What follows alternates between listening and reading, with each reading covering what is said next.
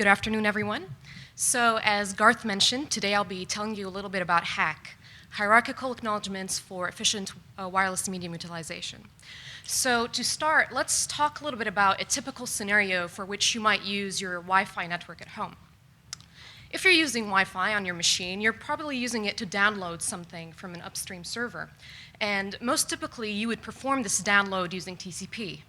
Now, since TCP is a bidirectional protocol, your machine is going to be sending TCP acknowledgments back upstream to the server.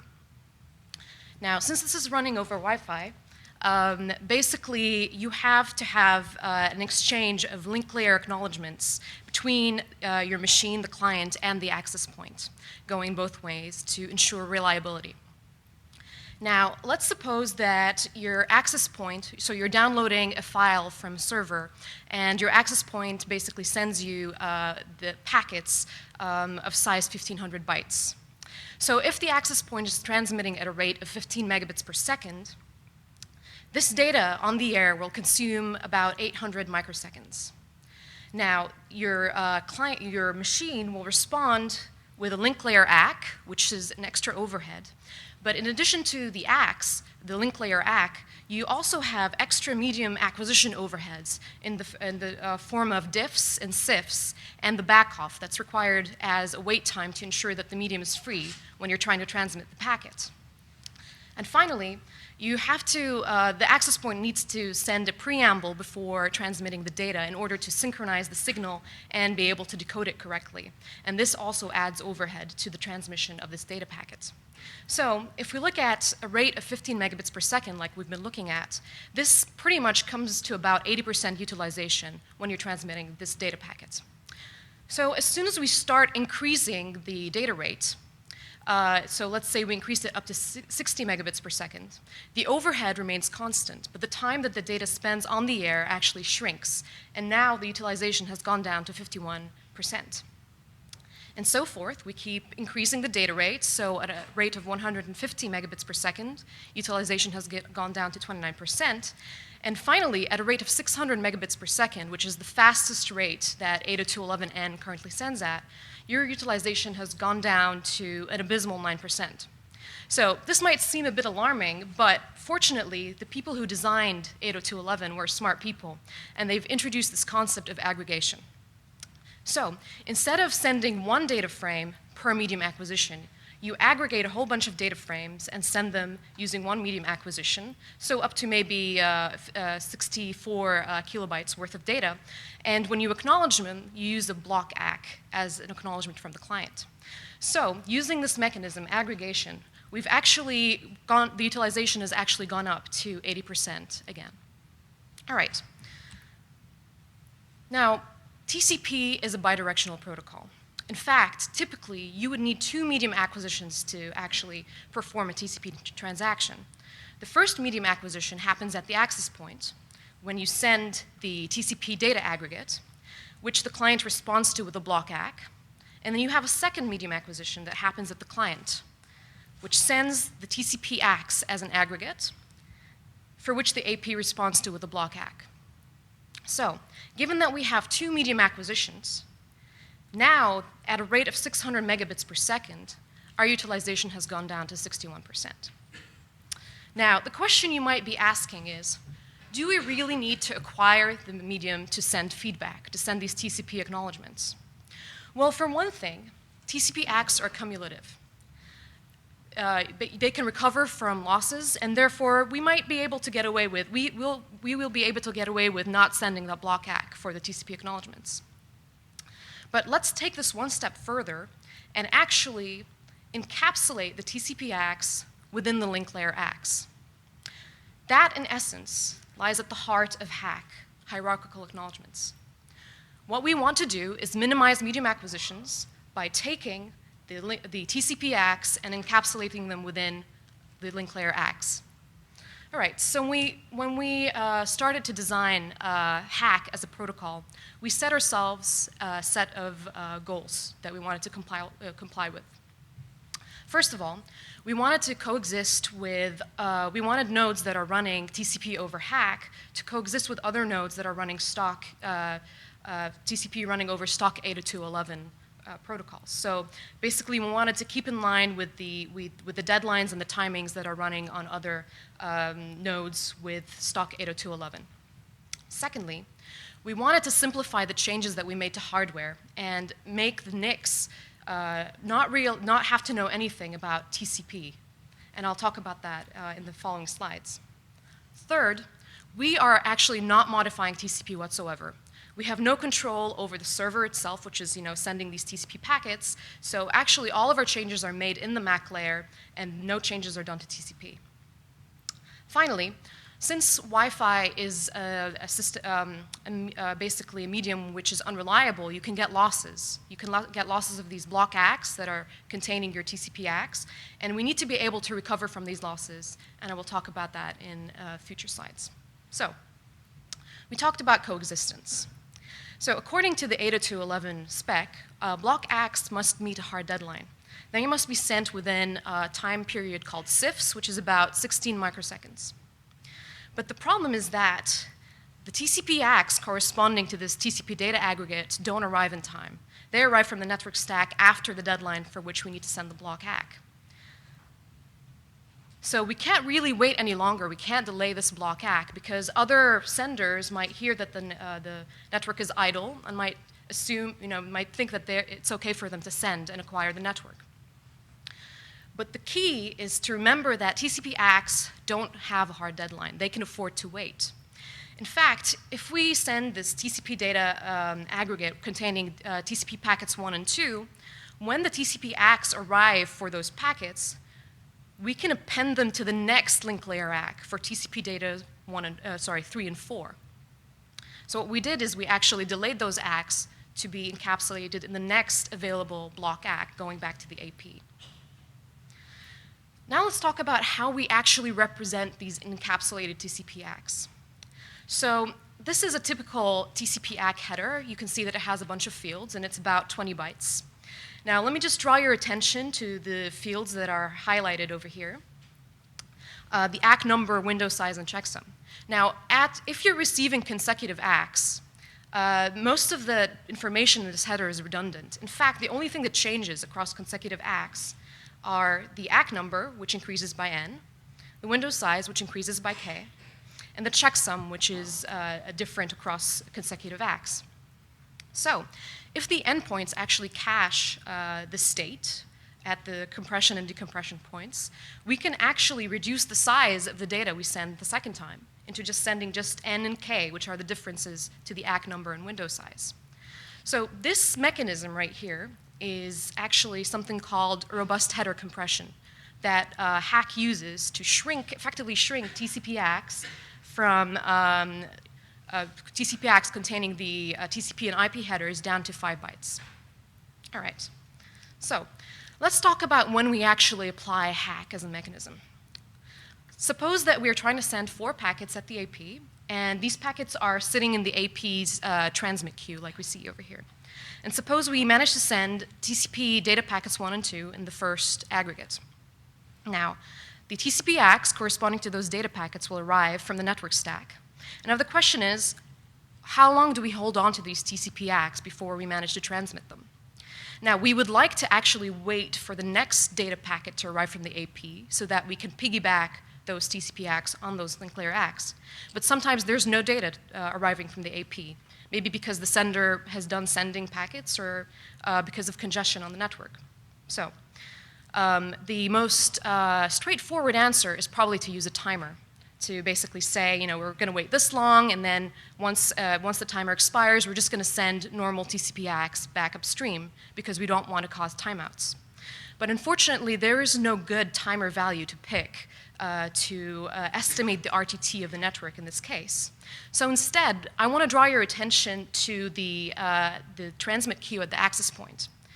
The AP knows when it sends TCP data packets 1 and 2 that it has more data to send.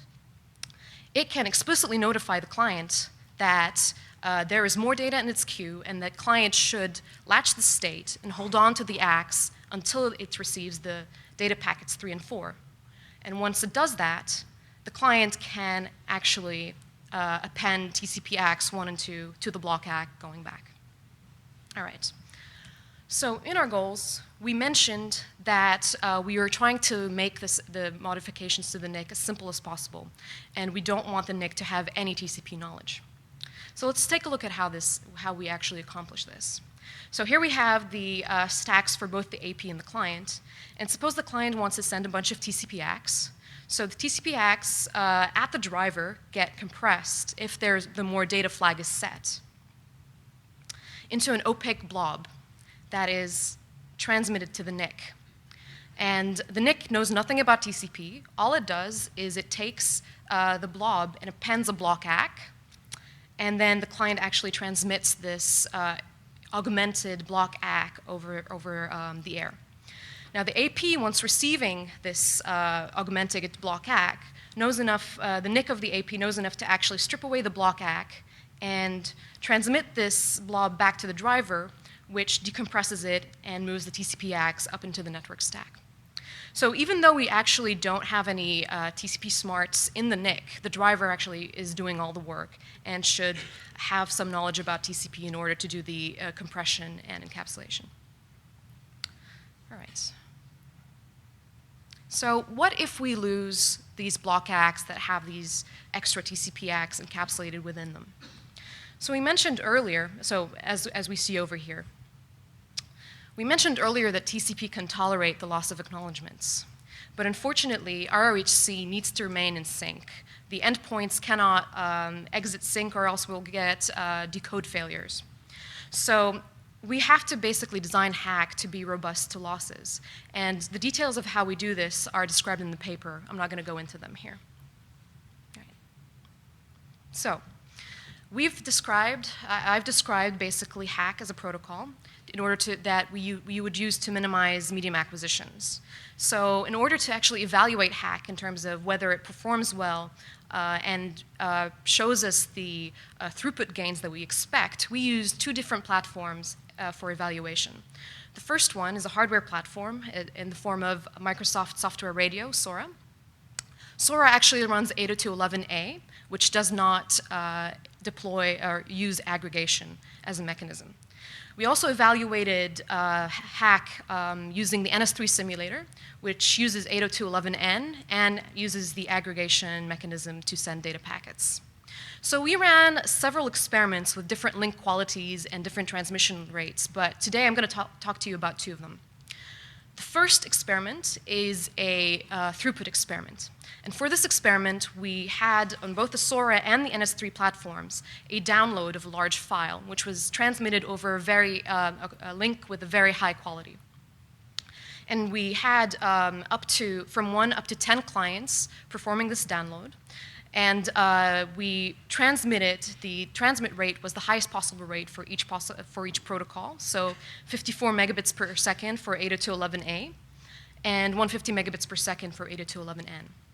And we measured for both these experiments the steady state aggregate good put, which means the good put after the clients have exited slow start. And here are the results. So for SoRa, we basically ran an experiment with one client or two clients download, and we can see TCP over hack in blue actually produces a 29 to 32% improvement in good put. We ran the same experiment but with more clients over 802.11n with aggregation enabled, and we also see that TCP running over hack in blue actually outperforms TCP running over regular Wi-Fi by 15 to 22%. Now, another interesting feature that I'll draw your attention to is the fact that as we increase the number of clients, you can see that the TCP running over 802.11n, the throughput actually decreases. This is because as we increase the number of clients, the number of collisions between the TCP ACKs going upstream and the data going downstream increases. So we get more of a win as we increase the number of clients. So the next experiment we ran was an experiment to measure how hack performs when you have a lossy environment. In this experiment, we basically fixed the transmission rate at the AP we basically had the same download scenario we had before. We fixed the transmission rate, and we reduced the link quality we went from a low link quality with low SNR to a high link quality and measured the aggregate good put. And for this experiment, we measured the aggregate good put over the entire range of operation, including slow start. So for 802.11n running on NS3, if we fix the transmit rate to 15 megabits per second, we get this curve over here. And we repeat this experiment for all the possible rates that you can use for 802.11n running with one antenna. And we get these curves over here of average good put versus SNR. We then compute the envelope of these curves, which pretty much emulates what an omniscient bitrate adaptation algorithm would do in terms of picking the rates. And this is the envelope we get for TCP running over HACK. We ran the same experiment with TCP running over regular 802.11n and get the red curve. So as you can see, because the yellow curve always sits on top of the red curve, TCP running over HACK always outperforms TCP running over 802.11n for even in lossy environments. All right. So TCP ACK is a protocol that aims to reduce medium acquisitions by taking TCP acknowledgments and encapsulating them within Wi-Fi link layer ACKs. And as we've seen in our evaluation, it increases the good put by 29 to 32% running on systems where no aggregation is active, and by 11 to 20% when aggregation is turned on. And it's practical and realizable on modern-day NICs. And I'd like to point you to the URL at the bottom if you'd like to take a look how we implemented HACK in SoRa and for NS3. You can go ahead and download the code. And I'd like to open the floor for questions.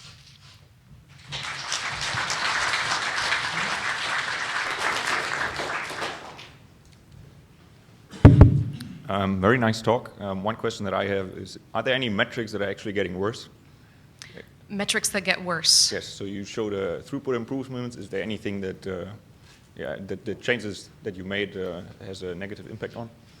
So one thing that this hides is the fact that it's a bit bursty now with the TCP ACKs getting sent. Okay. Let me step back a second and talk about basically the fact that aggregation in general makes the TCP ACKs going back quite bursty, because now you don't have the ACK clock being timed one ACK at a time, but you get an aggregate worth of TCP ACKs going back. Okay. At the same time, now when you're delaying these TCP ACKs to the next link layer ACK, you're increasing the RTT slightly, and that's one of the metrics that might get worse. Okay, thank you. So part of me religiously is worried about modularity breaking when you tunnel through the ACK protocol of the lower level protocol. What would you think would happen if they decided to change the implementation of the lower level protocol and when they delivered the ACKs back at the lower level protocol, and that affects the delivery of your embedded higher level ACKs? So you're saying that suppose there's a future protocol that decides not to send link layer ACKs back in a upstream. different way. Maybe they decide to try and send half as many. I see. So there's always a danger with basically breaking the layering mechanism that the actual protocol will change underneath you. This has basically been designed just as an optimization technique for the current existing standards of 802.11 and basically TCP running on top of it. Yeah. So it might break. It might break, yes. Yeah. Hi. 802.11 ACKs are always sent at 1 megabit per second, right? That's not true. So in 802.11n, they're sent at it's basically the specification says they need to be sent at the basic rates, which is 6, 12, and 24 megabits per second. I mean, it's still lower than what you could send in the other direction. Yes. So I was wondering if there is a performance trade-off with basically piggybacking. Yes. So one of the things that we talk about in the paper is that we need to fit these compressed TCP acknowledgments within a diffs, which is the time that the clients or anyone who's trying to send on the medium needs to wait and listen before they actually decide to transmit. Now, if you have more TCP ACKs or a larger buffer size than that diffs, you might have to actually split them across two different link layer ACKs going back. So yeah, if you have a large number of acknowledgments to send, it might perform a bit worse. You might be sending at a lower transmission rate than Yes. what a Or regular. another thing you can do is actually allow collisions. So the reason why you basically, so another thing you can do is allow collisions if you have hidden terminals and basically send them all at once. Yeah.